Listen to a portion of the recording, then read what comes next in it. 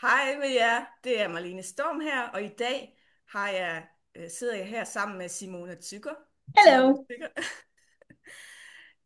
Og jeg vil gerne stille nogle spørgsmål til Simone, og det vil jeg gøre på engelsk. Men vi vil gerne tale om en event, som finder sted lige her på lørdag, som er en kæmpe chance for jer til at opleve noget her i København, her i Danmark, fordi vi har en kapacitet i København gennem Simone, som er ret enestående. Måske kender I Access Bars, måske har I taget andre kurser i Access Consciousness, men det her, det er noget enestående, fordi der er en Global Symphony, der finder sted på lørdag. Og Simone er Symphony Facilitator, eller hvad så noget nu hedder. Så jeg vil gerne stille hende nogle spørgsmål, så I kan finde ud af, om det er noget for jer at deltage i på lørdag her i Københavnsområdet. So, so Simone, I just talked to them about what is happening on Saturday and what it is you plan to do and why it could be interesting for the people who are watching. Yes. Hi, everybody. My name is Simone Zucker, and I love to play with the symphony energies. And will you translate me? Ah, ja, det er Simone, og hun er facilitator inden for Access Consciousness, og hun elsker at And I love to lege play with the symphony energies. lege med de her energier, som er i det, de kalder symfoni, som egentlig er opfundet, som først er kommet til jorden, her, bragt til jorden af Dane her. So to me, it's like I play with these energies for 10 years now, and I remember my beginning not knowing what I'm doing. Øh, Simone, hun startede med de her energier for 10 år siden, uden rigtig at vide, hvad hun gjorde. And now I know I'm still not defining what I'm doing, but I'm way more acknowledging how much energy we move. Og nu her over 10 år efter, ved hun stadigvæk ikke helt, hvad det er, hun gør med de her energier, eller hvad energierne gør. Men det er ligesom noget magisk, hun har forstået, øh, hun kan skabe med de her energier. And if you see this video and think like playing with energy, what are these ladies talking about? Ja, hvis du ser det her og tænker, det lyder lidt skørt, det der med at lege med energier. Hvad må det er, de taler om? First, it might not be for you. Wipe on, like switch it away. For det første, så er det måske ikke noget for dig at lege med energier. Men hvis du er lidt nysgerrig, så hæng på lidt endnu. But second, if there's an energy of like, huh, what's that? Stay tuned. Yeah, that was exactly what I said. Yeah, if you're curious, stay tuned. Yeah. So everything is energy. And we can first acknowledge it and play with it in a very cool way. Ja, alting er energi. Det siger metafysikken jo også. Så hvis du beskæftiger dig lidt mere med det, og også måske kan lære noget af Simone, så kan du lære, hvordan du kan bruge de her arbejde med energierne til din fordel. And so that's the thing, what will happen on Saturday. We have the second ever Global Symphony Day. Så det er noget af det, der sker på lørdag, når der er Global Symphony Day. So what is the symphony? Symphony of Possibilities is a class that Dr. Dane here created, I guess, 20 years ago, maybe. Godt. Der er noget, der hedder Symphony of Possibilities, og det er ligesom en slags en container, som Dr. Dane her han har skabt. Simone mener, at det er for cirka 20 år siden, han gjorde det. And And then this symphony just grew into more and more practitioners. And now we also have symphony advanced practitioners, which I'm one of them. Okay, så det her Symphony of Possibilities, det er vokset og vokset, blevet udbredt over hele verden, og der er også blevet uddannet såkaldte Symphony Facilitators, sådan at det ikke kun er Dane, der kan give det videre. Og en af de her globale facilitator, det er Simone, og hun er faktisk den eneste i Danmark. So it's not an advanced facilitator, we are a symphony advanced practitioner. Okay. So advanced facilitator is someone else, to be clear. Ja, Simone vil bare lige forklare, at det ikke er noget med, hvordan terminologien er inden for Access. Så det er altså ikke noget med advanced, det er practitioner. We are called Symphony Advanced Practitioner, SAPs, and we can do the symphony intros. Ja. Men jeg vil lige spørge Simone lidt om, hvad nu hvis man ikke har leget med energi før, eller hvis man er Access Bars practitioner, hvad vil man så stadigvæk få noget ud af det her? So if you did you understand me? If you have you just keep adding stuff and not translating. If you have not played with energies before, if you haven't worked with any energetic modalities, if you are not, or if you are only an Access, not only, if you're an Access Bars practitioner, can you still, in what way can you benefit from Symphony? In so many. So usually these symphony intros, you have to have taken an Access Bars class. Would I like to translate? Otherwise it might get it too big chunks, true. Ja, hun siger, Simone siger, normalt skal man have Access Bars en dags kursus for at deltage. But for this day, only on Saturday, everyone can come. You don't have to have taken any Access class at all. Like, if you see this video, you're welcome to join us. Okay, så Simone forklarer, at på den her specielle dag, nu på lørdag, der har de ekstraordinært ikke lavet nogen krav til at deltage.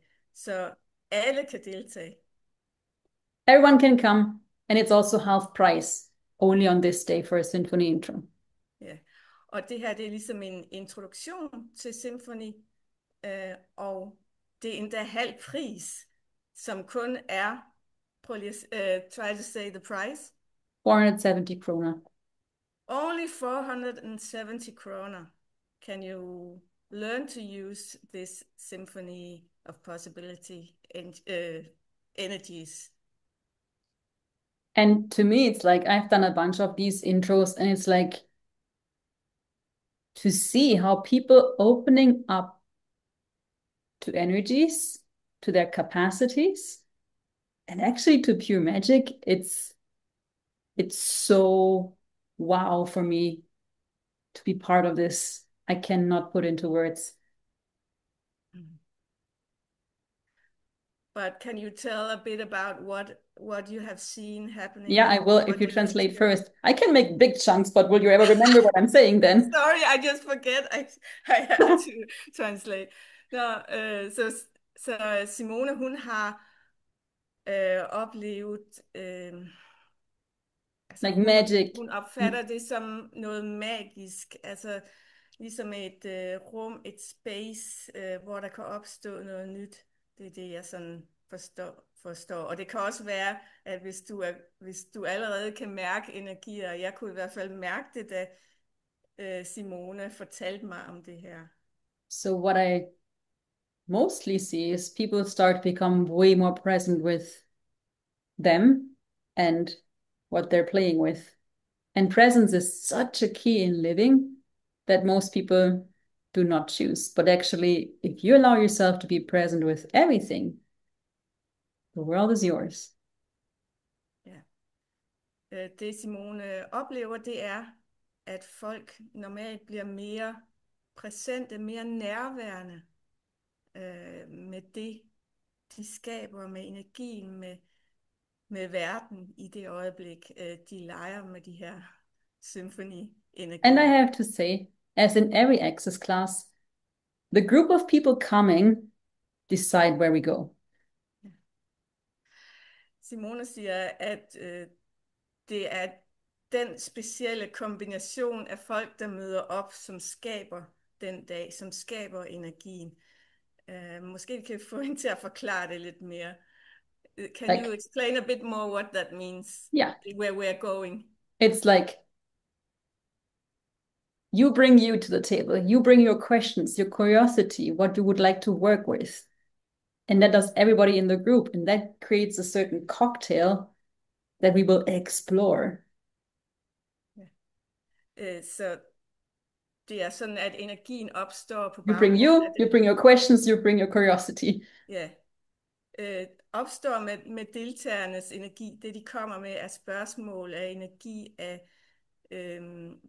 udfordringer, som de har i det her øjeblik.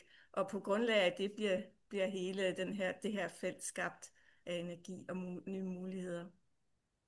So, and what I perceive what's really different on Saturday is that we will be connected with this gigantic global symphony energy. Ja, på lørdag er det specielle, at det her det er jo et event, der finder sted over hele verden på samme tid.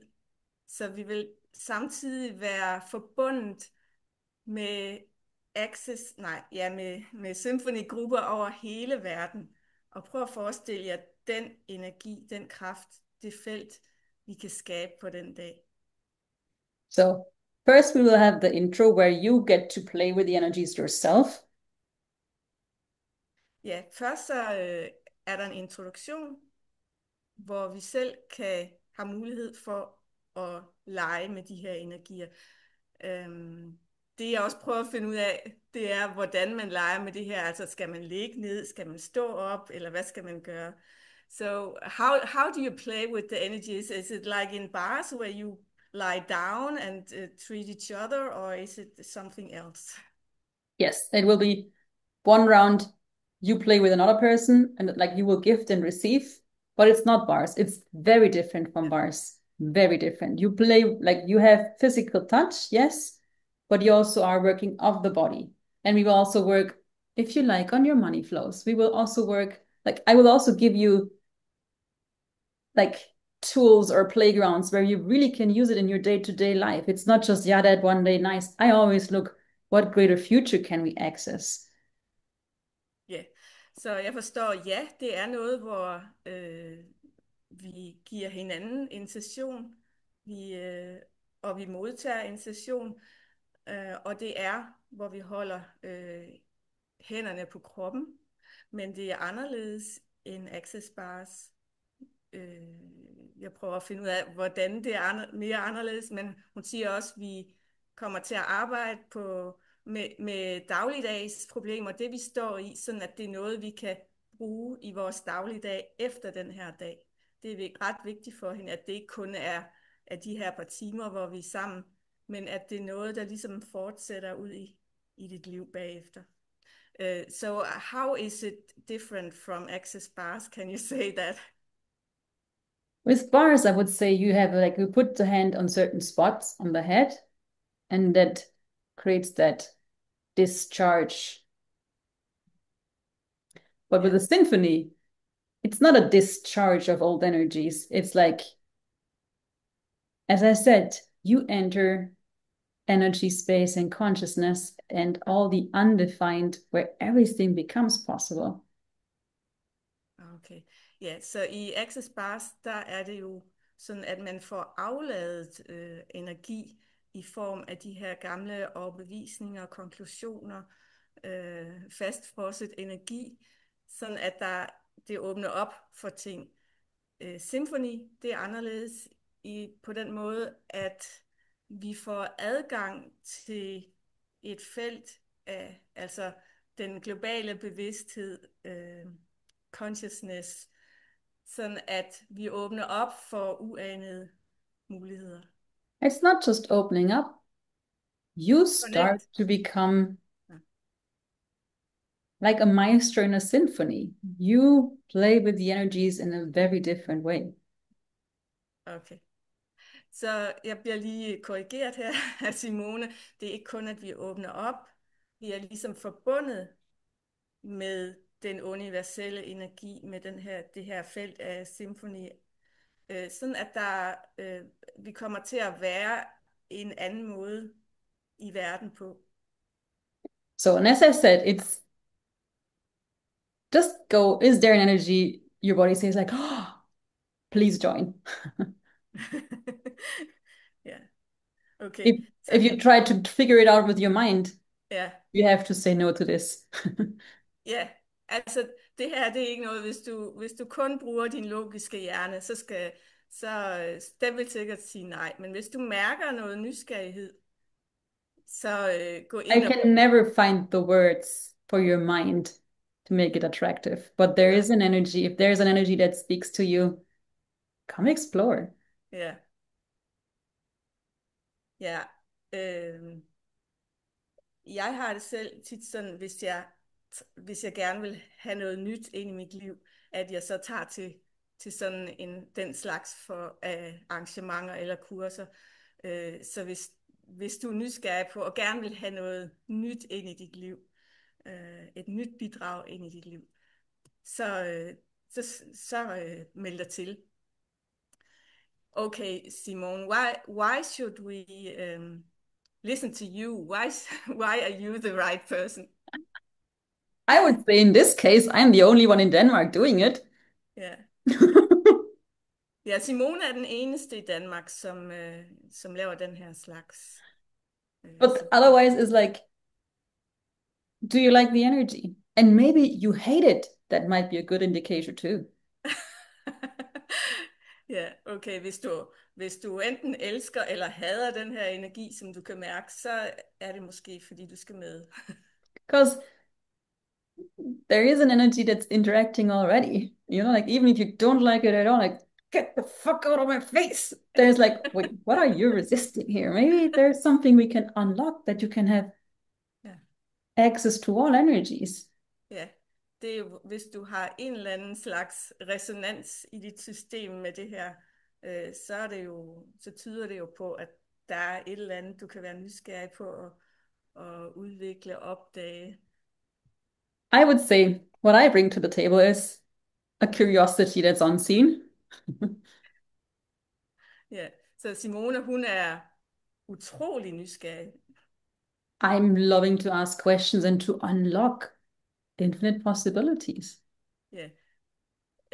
Simone er også en mester i at stille de her spørgsmål. Måske har I hørt lidt om spørgsmål, man stiller i Access, og også alene med spørgsmålskraft kan du ændre noget i dit liv, fordi du åbner op i stedet for at lukke i og tænke, det er ikke muligt. Jo, hvilke spørgsmål skal du stille, for at noget bliver muligt?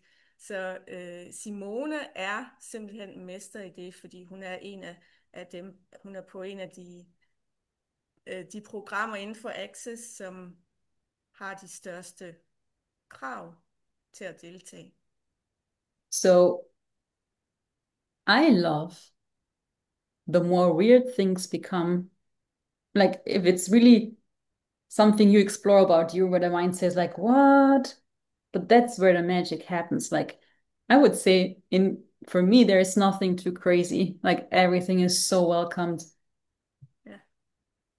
Så Simone, hun har ikke nogen krav. Det er lige meget, hvor skør du synes, du selv er, eller der er andre, der siger, du er skør. Simone, hun er klar til at dukke op og være åben for alt, hvad der kan ske. So to me, the difference we are all being is the gift.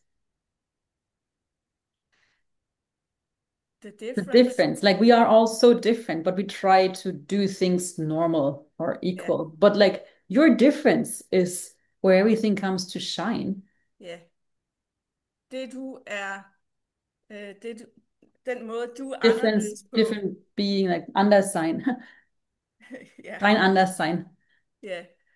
den måde, du er anderledes på. Det, der er helt specielt for dig, det er det, vi kan åbne mere op for og give plads til i denne her sammen med Simone. But I also would like to say it's not really about me on this day, it's really about you. Ja, Simone siger, at det er ikke så meget hende, det drejer sig om her på lørdag.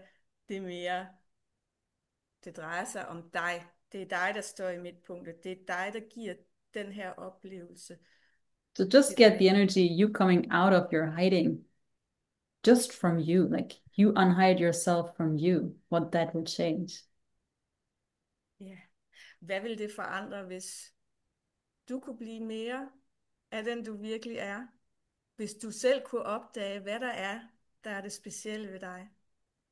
So, and I also would like to make it short. Like, first will be the intro, then we have the session with Dane online that we watched together with Dr. Anthony Mattis, with Katarina, and then at 7 p.m. there is a global symphony group taster where we are really be together with all the thousands around the world, and you will be with us in the room, and I will work on your body. So, yeah. Wow. Så vi har et officielt program, det som Simone faciliterer, det er fra klokken 15:30 til 17, hvor der som sagt er en introduktion, så du ved lidt, hvad det drejer sig om. Også den her og nogle andre, der øh, ligesom giver introduktion, og vi lærer selv at bruge den. Så har vi en pause, hvor vi kan spise og hygge og snakke fra klokken 17 til klokken 19. Det er helt frivilligt, om du vil deltage også om aftenen, men du er hjertelig velkommen, fordi der vil være en live-transmission, hvor Simone er på et kald med alle de her facilitatorer verden over og med Dane, og hvor hun kan arbejde på din krop. Så det er helt specielt. Det er en helt unik mulighed, du har i det her. Og hvis du har spørgsmål, så kontakt os endelig. Yeah, if you have any questions, please let us know. Ask Marlene, ask me, write us on Facebook or on YouTube, wherever you see this video.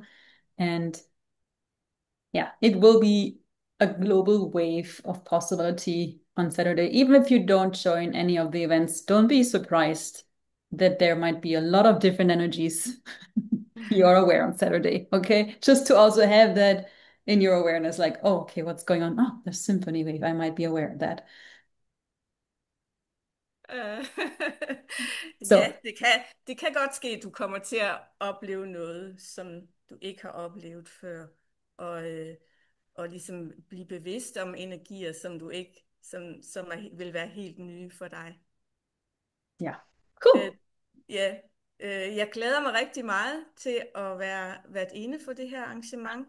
Vi er i Herlev. Det er i Herlev, det er meget let at komme hertil med S-tog eller bus, eller hvad, og der er også parkeringspladser. Du There's får something en... more important I forgot to Ja, say. ja, There are 2 registrations links, okay? If you want to join for the symphony intro, we will be at Marlene's place. There is an access link to register, and then there's a second link for the online event. Please register for both. And if you would like to secure your spot, make the payment directly. Then we know you're for sure coming, because there is limited spots. ja. Godt, Simone siger, der er 2 links, og den første, det er for det her minikursus, kan man sige, taster af symfoni, som Simone holder. Så det er det, du tilmelder dig med det første link, og så er der også et betalingslink. Men når du betaler, så er din plads sikret. Det vil være begrænset antal pladser. Nummer 2 link, det er til det om aftenen, men det, som sagt, det er frivilligt, om du vil deltage der. Ja, det vigtigste, det er det første link og betalingslinket. Cool. Godt. Thank you so much, and let's play with the symphony in a way that you cannot imagine. Ja, jeg glæder mig rigtig meget. Og tak fordi du vil være med, Simone. And thank you so much, Marlene, for being so spontaneous with me to rock this thing, rock this boat into a greater possibility. I'm like Ja. so grateful for you. What else is possible? Hvad er ellers muligt? Hej, vi ses. Thank you.